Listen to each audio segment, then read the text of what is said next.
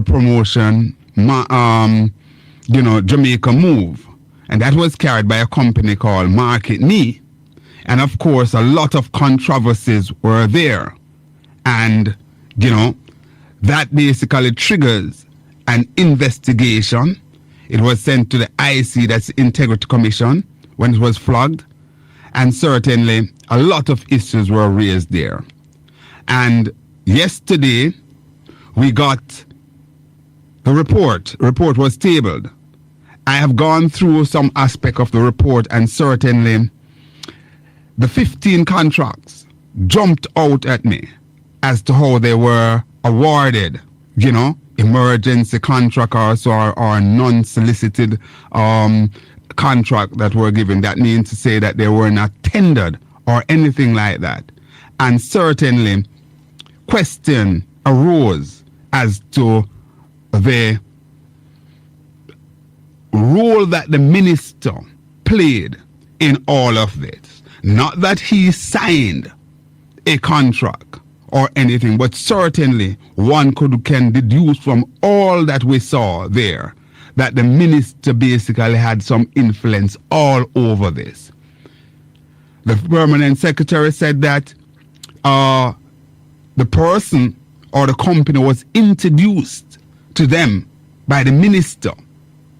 As a matter of fact, the report also states where the minister basically sat in and meetings. And a number of things happened there. And I believe that I am going to the minister's boss, Dr. Andrew Michael Holness. Dr. Holness,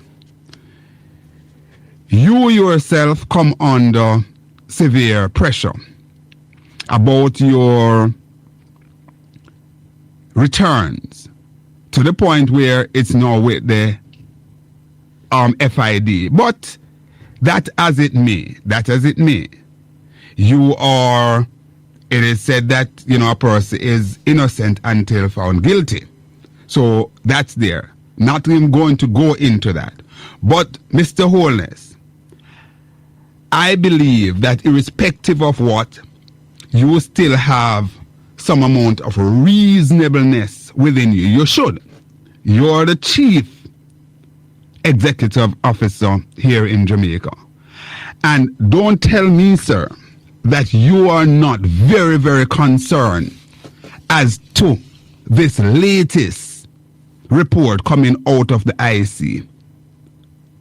And you don't have interest in speaking to your Minister of Health and to even remove him from the portfolio of Minister of Health. And you just reappoint him. But no, this doesn't look good. The relationship between the head of the company, Market Me, that wasn't even disclosed. All of those sort of things there. Too close to comfort. And, we have to put these things under the microscope. We have to put these things under the microscope. And I think Tufton came out very, very shameless when he said that he was exonerated by the report yesterday. Far from it, Chris. Far from it. While the report did not cite you or say, boy, they could not charge you because of whatever. But when you look at it, Chris, you are academic. You are somebody who understands these things. The PR thing, my brother, it can't work. You yourself don't believe what you're saying. I don't think you do. Because you are an intelligent person, a reasoned person. But I don't expect you to say anything to implicate yourself. But certainly, this one doesn't look good at all. I want to move quickly to the whole business of how we navigate running this country. And let me say good morning to Orect Bruce Golden, former Prime Minister of Jamaica, former leader of the Jamaica Labour Party.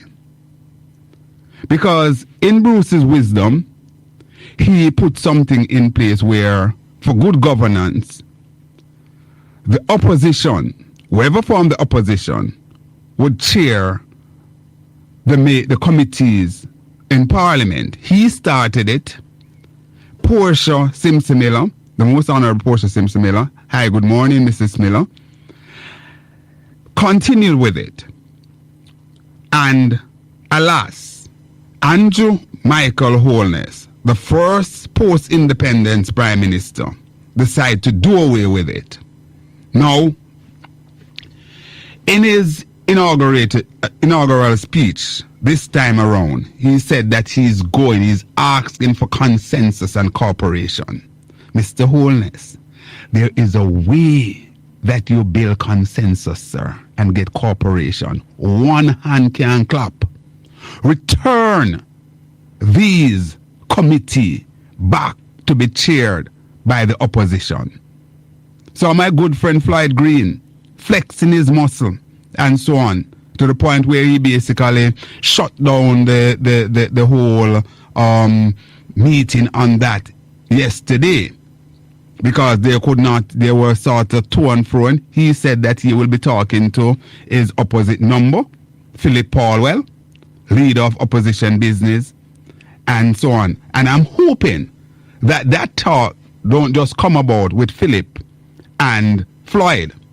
I think this is a discussion that the Prime Minister, the chief servants, need to weigh in on and say, listen, I am going to step in here and I will honor my predecessor, Bruce Golding, because he saw this as something good to move Jamaica forward.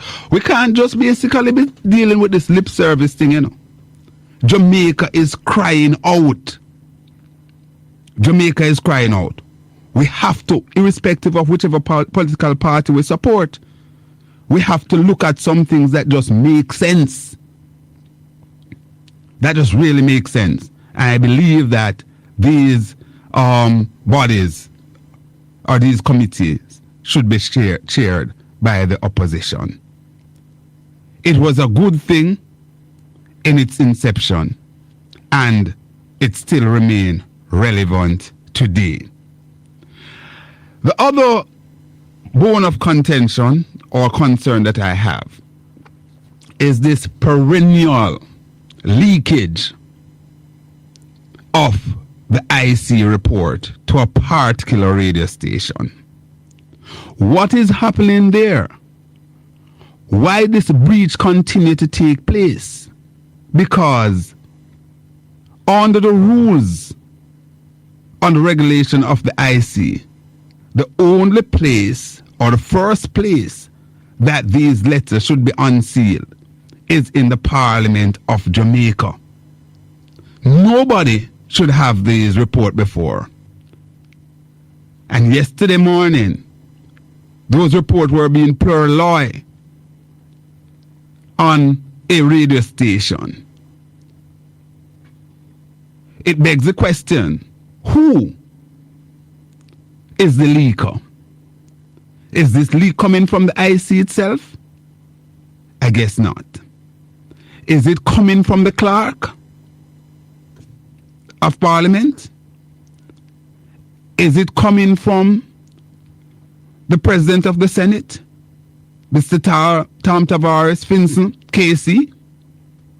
Or is it coming from the most honorable Juliet Holness, Speaker of the House?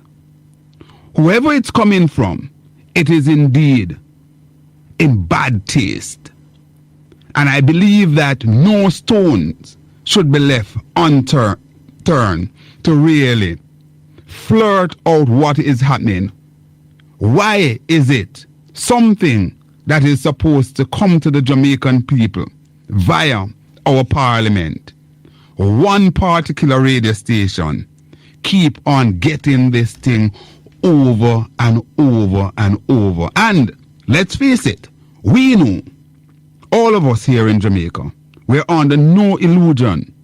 We know the proximity of Nationwide calling the radio station. We know the proximity of Nationwide to the government of Jamaica at this time. We know that. So, by reason of deduction, if you want to eliminate the IC and you also want to take out the clerk of the house, then would leave you with 2 people there. So you can make your conclusion or deduce from that where you think this leakage coming from. It is not a good look at all. I understand.